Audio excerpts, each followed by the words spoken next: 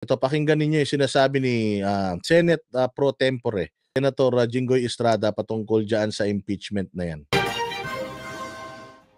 Asher, bakit sinasabi ni Senador Estrada na hindi na kaya ng oras ng Senado sakaling matuloy ang impeachment trial kay VP Duterte? Ella, ay sinasaalang-alang ni Senate President Pro Tempore Jinggoy Estrada ang limitado na lang ng mga sessions ng Senado para nga sa 19th Congress. Batay sa calendar of sessions ng 19th Congress of the Philippines, December 21 mag-a-adjourn ang Kongreso upang bigyang daan ang holiday break. Magre-resume ang session sa susunod na taon sa January 13 at muli itong mag-a-adjourn wala pang isang buwan. Ayan so this December, third week or second week of December, mag-a-adjourn na sila. Babalik sila January na, pagtaas na ng New Year, magre-resume sila. Anong priority nila? Ano ang top priority nila, mga bossing? Ang top priority ng Senate and Congress kasi yung national budget, which is 2025 GAA. 'Di ba? Yun ang nila, yun ang focus nila. Tama yung sinasabi ni President Bongbong Marcos, mga bossing, na wala nang time. Mauubos yung oras ninyo sa impeachment na yan. Unahin ninyo yung budget. Kasi dyan manggagaling yung mga kapirahan namin. So, ipasan ninyo yung budget, ipasanan ninyo yung 2025 budget kasi sa ngayon, nasa BICAM na yan. Nag-uusap na ang Senate at Congress dyan sa budget na yan para doon sa mga katanungan katulad nun, 'di ba? Hinarang ni Bato yung AKAP, hinarang ni Amy yung AKAP. So, pag-uusapan nila sa BICAM yan. Magkakasundo sila doon and then babalik yon sa Congress. Pagbalik nun sa Congress, gagawing batas yun. Pag ginawang batas yun, pipirmahan ng Senado, pupunta sa Presidente para pirmahan as batas yung GAA ng 2025. O di pag napirmahan na yon, yung mga insertions nila, yung mga corruption nila doon sa budget na yon, makukubra na nila. O, di ba? Bagong taon na So bagong taon, bagong Pilipinas, bagong taon na, bagong budget, bagong katkungan na naman yan.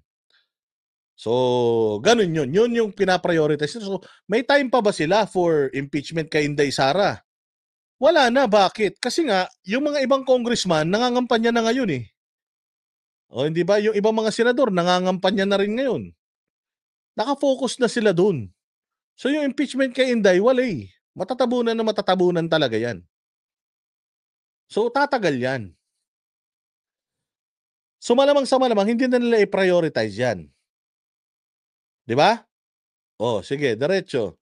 Particular na sa February 7, 2025. Muli namang isasagawa ang session sa June 2, ngunit matatapos din sa June 13, 2025. Kaya ayon kay Senador Estrada, kapos na sa oras ang mataas na kapulungan ng Kongreso sakaling matuloy na iakyat ang impeachment complaint sa kanila. Hindi naman ito matiyak kung maaaring magsagawa ng special session para sa pagsasagawa ng impeachment trial. Muli namang giniit ni Estrada na hindi ito pabor sa pagsasagawa ng impeachment process. Ito ay dahil magdudulot lang ito ng pagkakabahabahagi sa politika at publiko. Wala rin anya itong maidudulot na benepisyo sa taong bayan at Ayan, tinan mo anong sinabi ni Senator Jinggoy Estrada.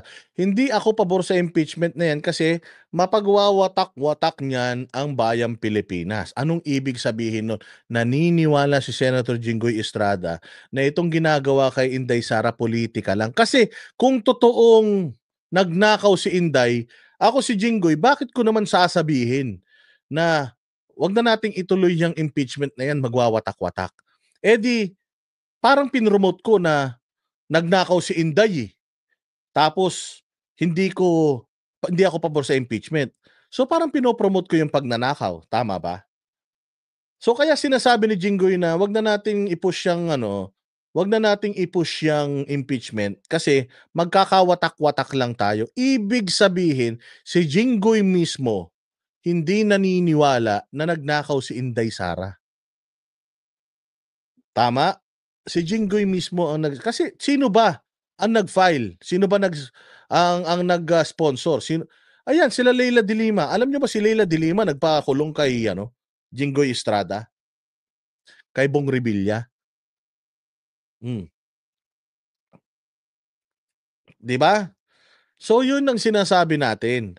Alam mismo ng mga senador na walang ginawa si Inday Sara. Therefore, hindi yan mai-impeach si Inday Sara kung sakali man na magkaroon ng impeachment proceedings or impeachment hearing sa Senado.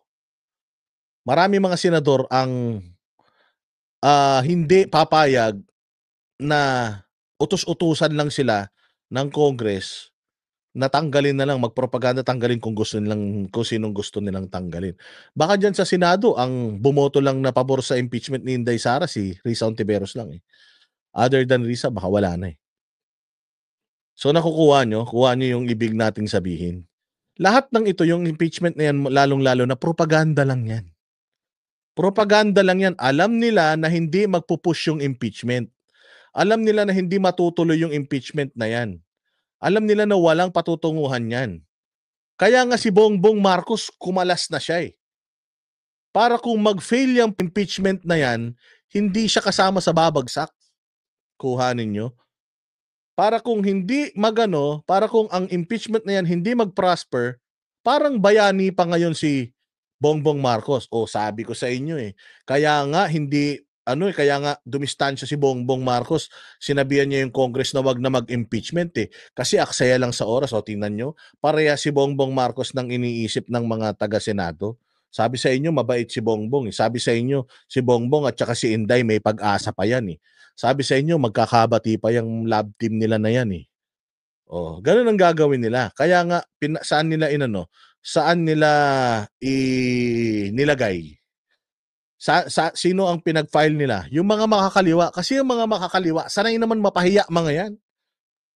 Yung mga makakaliwa, sanay naman yan na sumablay. Ang tagal na nilang nagrarally. Wala naman nangyari sa pinagrarally nila eh. 'Di ba? So matagal na silang sablay at alam nila na yung mga yan, sanay naman sumablay, kaya silang pinag-push nila ng impeachment na yan. Hadlang pa sa iba pang mas kinakailangan trabaho ng sangay ng legislatura. Yan ang latest dito sa Senado. Balik sa iyo. Ayan. So yun, mga bossing. So negative. Wala talagang patutunguhan. Kaya huwag kayo masyadong matakot dyan sa impeachment na yan. Pinaiingay lang nila yung impeachment na yan para sirain si Inday Sara.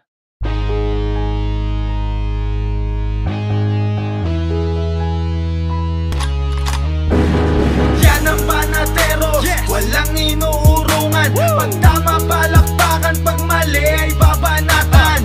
Yan ang banateros, boses ng ordinaryong Pilipino. Banateros ay walang makakaawan.